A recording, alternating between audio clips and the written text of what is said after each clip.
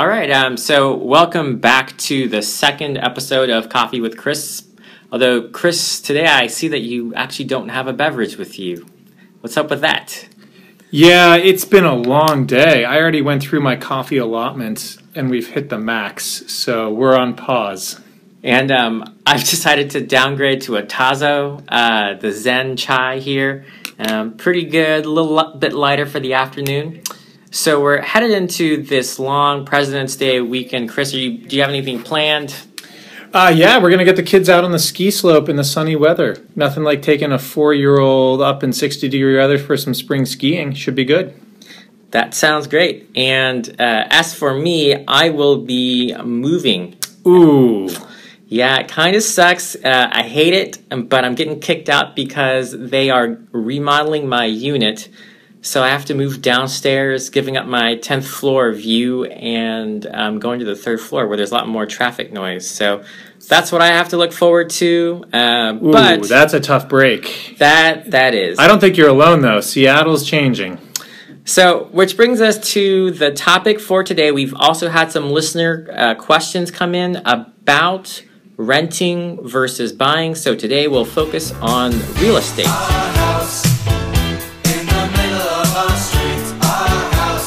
Yeah, so this is actually fascinating because basically the rent versus buy bug starts as soon as you start getting a salary, first year of residency, and you start to pay attention to rents and you look around, and most of our training programs are in exciting, dynamic cities, and everything is getting bigger, flashier, and more expensive around you, and you're itching to be done with training. And while that is all true and good, it is amazing. Almost universally, when you go to the pointy-headed economist and they look at the studies, their advice is don't.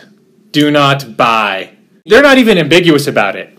They just say don't do it. Now, lived experience suggests that there's something wrong with their studies, but I think it's a good opportunity to understand where they're coming from. I mean, do you understand where they're coming from? I mean, you're moving, so you bet you wish you bought. Right. I mean, I'm in that position right now. I'm getting ready to finish this chief year, and I'm thinking about should I buy or not. And in the back of my mind, it's always this sort of buying seems like a great investment, whereas renting, over the past couple of years, I've rented, but certainly in this move, I've thought about, was I just throwing money away? Did I just lose $60,000? Whereas if I'd bought something when I came into the program, I'd get that back. Yeah, you just nailed the first level take. So let's be optimistic for a minute and go over why you might want to buy. Buying is going to get you 3 principal things which will be really enjoyable. The first is you're going to lock in a cost of living. What I mean by that is everybody has to have a line item in their budget for a home. Once you have a mortgage, assuming you don't get some fancy pants financial product with a variable interest rate, most people end up just having a mortgage. And that mortgage changes a little bit as property taxes ebb and flow, but it doesn't change a lot. So if your mortgage is $1,500 or if it's $2,000, you know that for the 30 years of that mortgage, that's what you're going to have to pay to live. So you've locked in your rent, period. No rent increases, nothing like that. So that's 1. 2, control of living. You're not moving if you don't want to. You can paint the walls purple, you can paint them pink, you can paint them blue, you can paint them gray, you can put a hole in the wall, you can knock a wall down. You want a washer and dryer in your bedroom, put a washer and dryer in your bedroom. You want a sauna in your kitchen, put a sauna in your kitchen. You get to do what you want because it's your home. Finally, forced savings. I'll get to some of the downsides financially of owning, but big picture, having a house makes you save money, and it does that because every time you make a mortgage payment, you lose some of that payment to interest, right? You're paying back the bank, but the rest of that is money that you are essentially putting into the asset, and you're saving those dollars for all intents and purposes. And just to clarify, basically, if you decide to sell the house, then you basically get that money that you put into the house back. That's what you're saying. It's far more complicated, and this is where time horizons come in, and time horizons sort of make this a much more difficult thing to say. So, before I answer that question directly, let me go over why people get so fired up about rent, right? So for renting, people like it because there's no financial risk, meaning if you start renting a place and you decide that you need to break lease, the sort of worst case scenario is several months of rent and you're out of there free and clear. You have no other obligations. So if you break up or get married, if you move cities, if you get some fantastic opportunity, you don't have a giant complex financial investment to deal with. Second of all, when you're renting, you're actually spared a lot of what economists call deadweight costs, meaning things that you pay and get nothing out of. When you own a house, you have 4 giant areas of sucking deadweight costs that don't get appreciated well. First of all, selling a house, general estimate is 8 to 10% of the home value to sell it. That includes all the things you have to do to spruce it up to get it on the market, and then 6% in fees you have to pay to a real estate agent on the sale price. Right? So that's a lot right there. So anytime you sell that house, you've got to budget 10% of the home value. Next, you've got recurring maintenance. That doesn't come all at once, meaning many years you're not going to have very many costs at all, but when they do come, they're typically big. Think painting, new furnaces, additions, things like this. 2 to 5% a year on average. Next, you've got taxes. Every year you're paying $3 to $6 grand a year straight to the government. You don't get any of that as value to yourself. And then finally, there's interest on the mortgage, which is just money you're paying to the bank and losing. So you've got 4 huge sucking deadweight costs. The second thing that you have that's really, or the third thing I should say, is a huge amount of your net worth as an individual tied up in a single asset. In general, and we talked about this briefly in our investment thing, the name of the game to be financially solvent and retire comfortably is to have a diversified portfolio, meaning you don't put all your eggs in one basket, they're spread out. If you have a huge chunk of your money dropped via a down payment into a home, that's money that's not growing in the market. And God forbid your home does something in value like drop, all of those nest eggs get broken. Given that all of us are starting our careers typically when you're emerging from residency, putting that much of your total net worth in one area sets you up for a big fail. By keeping your money out of a house, you have far more disposable income that you can use for other purposes. So think saving or paying down debt. So those are the 2 major camps. The wrinkle that we got into before that we haven't really talked about but sort of is everything in this is timing. Yeah. Yeah, so I mean timing, this breaks down a couple different ways, right? The first timing thing is obvious, which is what is the market doing at the moment where you live, right? All real estate is local to some degree, so you know, what are interest rates and what are condos going for and what are houses going for and what are rents all in your local area. So that's the one timing thing. And then the second timing thing is how long do you realistically think you're going to have this house for? Yeah, that makes sense because a lot of the stuff that you were mentioning about the 4 downsides to buying a house, those are things that you would hit like the seller's fees, all that when you're getting rid of it. But when you're walking in for the first time, the only thing is pretty much the mortgage and the taxes. And even the maintenance, if you're buying a fairly new place, you wouldn't expect to have. That's right. You're not going to necessarily see those in the first 0 to 5 years. So if your time horizon is 0 to 5 years, but this gets into a bunch of sticky things that are worth unpacking. All right, so let's take just the most obvious thing, which is when you get a mortgage, right? It's amortized. So mortgage products basically say you get $200,000, $400,000, $800,000 from a bank to purchase a house, right? You're going to have a certain amount of interest on that, and you're going to pay them a monthly fee. That monthly fee is actually 2 separate fees. The first is some of you basically paying yourself, paying down the principal on that mortgage. So instead of owing the bank $800,000, next month you owe it $798,000. And the second chunk of that mortgage is basically taxes and interest. Right? So every month you're losing some of that money to taxes and interest. For the first 5 years, the vast majority of what you are paying is taxes and interest, meaning amortization is not even. So your initial mortgage payment is 90% of money going to the bank that you just lose and only 10% going to you. All mortgages have a schedule. It's called an amortization schedule. As you get closer to years 5 through 30, the percentage of that payment that actually is savings goes way, way up. Meaning the longer you hold it, it's not just a chance for the asset to appreciate, but you'll have paid back far more of that loan. Banks do this intentionally. They want you to pay as much of that interest off as fast as possible so that they carry the least risk possible, right? God forbid that your medical license gets yanked because you're caught doing something terrible and you lose your income. The bank wants to have gotten as much interest money back as it can ahead of time. So it sounds like basically if you're buying a house and you have to exit, that exit could get pretty undesirable. And that seems to be the major downside. Am I reading that right? I would say a combination of that, meaning you lose flexibility for unexpected circumstances or changes in your life. And the younger you are, the more those happen. So examples, you get married and that condo you got is no longer big enough because you're having twins. Mm-hmm. Other examples are also reasonable. You finish residency, you get your first job, and you hate your group. Or it's the wrong job. It could happen. You start off as a hospitalist, and you realize you really should have been a primary care doc. Or you start off as a primary care doc, you stab out your eyes twice, and you realize you want to be a hospitalist. In Portland. In Portland, nonetheless. Either way, you, as a resident, brutal truth here, not to be condescending, don't really know what it's like to do one job day in and day out. They have you moving throughout the hospital constantly. It's a really different experience to do the same thing day in, day out for a year than it is to dip your toe in the water for a month and then move on to something different. It's hard to predict how you're going to react, and not everyone reacts the same way.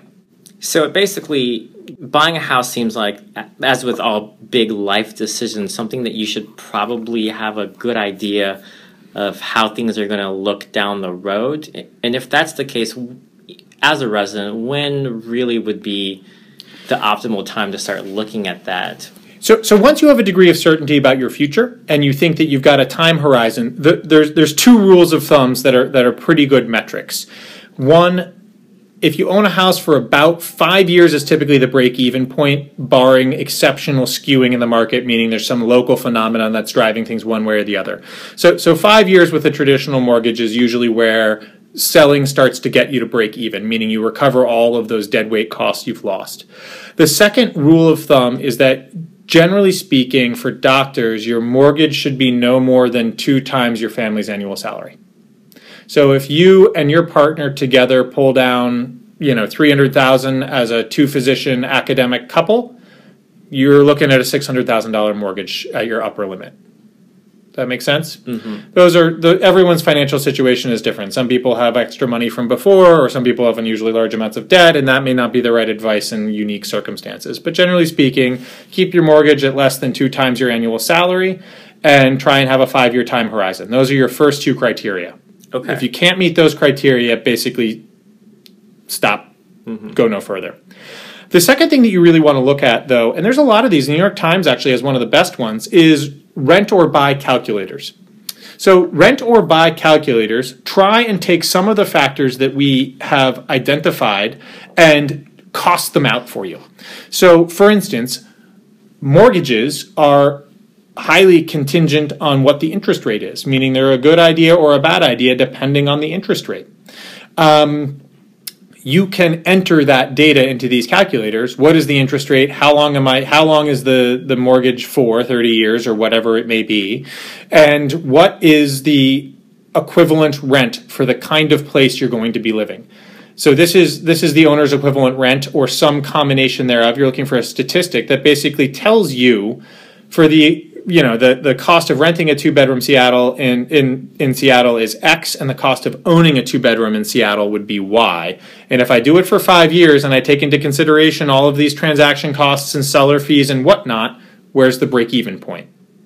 And it will give you a time, usually measured in years. And you can ask, where am I on that time horizon? There are a number of variables in that you can manipulate that will make, and as you manipulate them, you'll get a sense of where those play in. For instance, how much down are you putting and other things like that may move that and make it a more or less intelligent choice. The next step that you would need to know once you've made this choice, and this is probably a whole nother coffee talk, is to talk about how you're going to finance this if you're convinced, like most residents, to ignore the advice of rent for a few years and don't rush to buy, but you're gonna blow through that and you're gonna rush to buy. How do you buy it and what do you buy with? But the final thing to remember, and I want to leave this because it's really more true than people realize. The first time you're buying your house, it looks like this is all upside. Meaning you're seeing newspaper articles with prices are up 10% year over year, building is going crazy, yada yada. And that's all true. But remember this, once you have bought into the housing market, in general, even if you buy low, when you sell, you are not selling into a void. You then need a place to go. So you may have a house that you bought for $500,000 and is appreciated to $1 million, but unless you're moving to a totally different location, the house you're going to is likely also going to be $1 million. So you have essentially just taken an asset and financed moving into an equivalent home, minus a huge transaction cost of 10%. So the notion that the house is an investment is not really true in the traditional sense that when you sell this, you'll get a lot of money. You will. You will have a huge chunk of money when you sell that house. But unless you're planning on living in a dramatically different circumstance, it's unlikely that you can cash that money out into true disposable income. The exception to that is longevity, meaning if you really have 20 years in there and you've paid most of your mortgage down and you have very little mortgage to pay back, that is where a house becomes a truly powerful financial asset. The final thing to remember about housing is this. The rule of thumb in retirement is if you save 20% of your income as a doctor and put about 20 to 30% of your income to housing via a mortgage, by the time you retire, roughly 30 years, and you lose your income, by definition, you only really need to live on 50 to 60% of your earnings, because 20% of it was going to savings, and 30% of it was going to a mortgage, which you have then paid off. And so you own your home. So if you put 20% to savings and 20 to 30% to a mortgage, in 30 years, suddenly, you're going to need only 50% of what you need now in order to live at the same quality of life. The key to making retirement happen is being able to execute on that.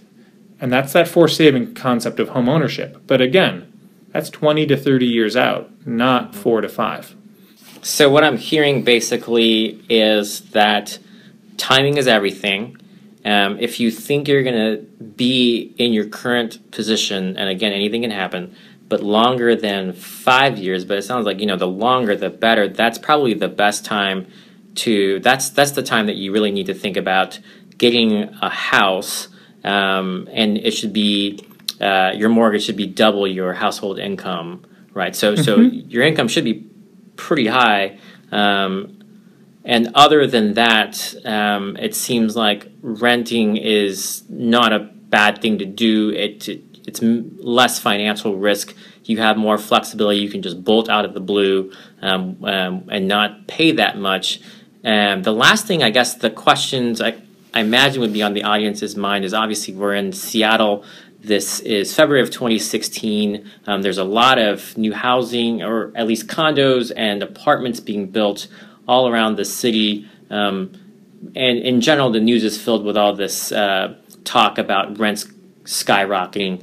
Do you have a sense of what that's going to look like, or are there resources that our folks can turn to for just an idea of, is the housing market going to continue? Is the rental market continue to go up? That kind of thing. Yeah, so Redfin and Zillow are both companies that people may or may not know about, but do excellent real estate searches, and they're both local.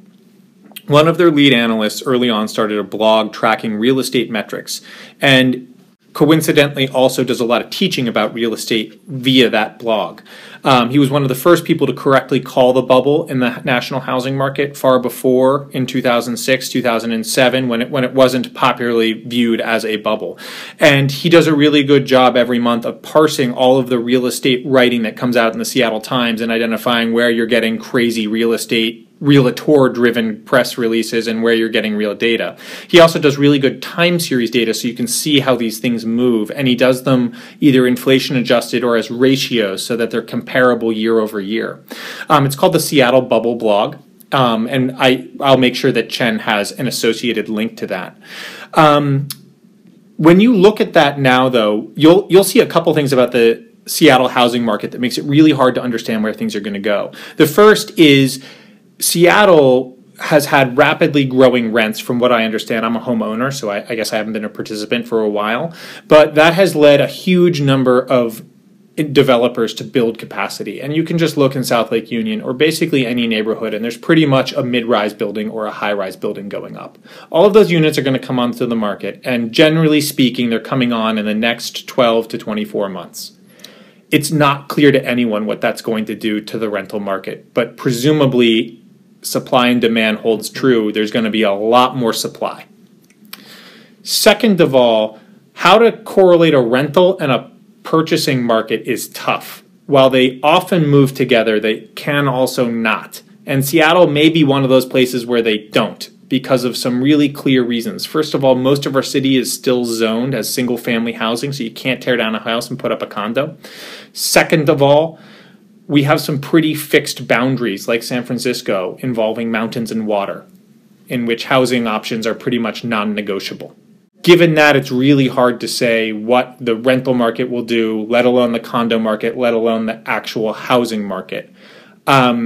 It's a really personal choice. I think getting to the decision to rent or buy comes down to understanding how much difference there is between the cost of renting versus your cost of owning, right? Number one, and what your time horizon is, number two. Start with those pieces of information. Worry less about the market, because remember, even if you buy today and your house goes up, unless you're leaving Seattle to an area that's depressed, you're not going to reap that benefit. You're just going to trade. One, buy high, buy low, sell low. And so in terms of online resources, which we'll put on the blog post itself accompanying the podcast, we've got the Seattle Bubble blog, and we've got the New York Times online rent versus buy calculator. And then I would really encourage you to look at the White Coast Investor blog. It's a great blog in general. I recommended on one of my 5 mandatory reading lists his book, but he also has very good archived blog posts on the rent versus buy. His take is very similar to mine, which is most economists would say if you can rent a 2-bedroom for $1,500 a month and save $500, that's a better deal than having a $2,000 mortgage and a homeowner association fee on top of it. All of those are based on the premise that you would take that extra $500 you're saving and put it in a money market account or invest it in the market. Most people don't. So, take it with a grain of salt, but those are really good places to start. And if you do, that's perfect. Myself, I tend to spend those on airplane tickets, as you all know. So I think that's great. So it seems like the word of the day, we were to use a Sesame Street term, all of this is sponsored by stability. So if you anticipate stability in your life and you can project what it's going to look like, then that's probably the moment when you should really think about looking into buying a house. And the housing market in general in Seattle may be more stable than the rental market for all the reasons we discussed, with more high-rises coming up, including the one that's across the street from me, which ruined my view of downtown. But for those reasons, if you think that there is lack of stability in your life, then maybe rental seems like a good idea. And as we're caught up in this in the conversation about rents going high in Seattle, but knowing that there's a lot more capacity coming online in the near term that may drive that, or at least put a break on that. So I think those are key points for today. We'll have links up to the online resources that Chris mentioned. And as always, keep sending in your questions. And I think there was one question about a doctor's mortgage. Is it a trap? And I think the answer is no, but we can get into that a bit more in a future podcast if you'd like to hear more about that. Yeah, you guys need a mortgage literacy, a mortgage 101. Because I'm sure you've all have heard from The Big Short, there are Alt-A, subprime, ARMs, fixed, variable rates, points, doctor's loans, PMI, right? All of this garbage. It's not as complicated as it sounds, but you need to know about it. Finally, remember the immortal Donald Rumsfeld. Beware of the unknown unknowns. You may think you know your time horizon, but if you haven't been in the job that you have signed a contract for, you never know what your colleagues will really be like or whether the day-to-day grind is going to be worth the juice. Yeah, there's Rocket Mortgages now, right? Yeah, right. You can get it on your app. This will be awesome. All right, guys. Thanks for tuning in, and we will see you next time.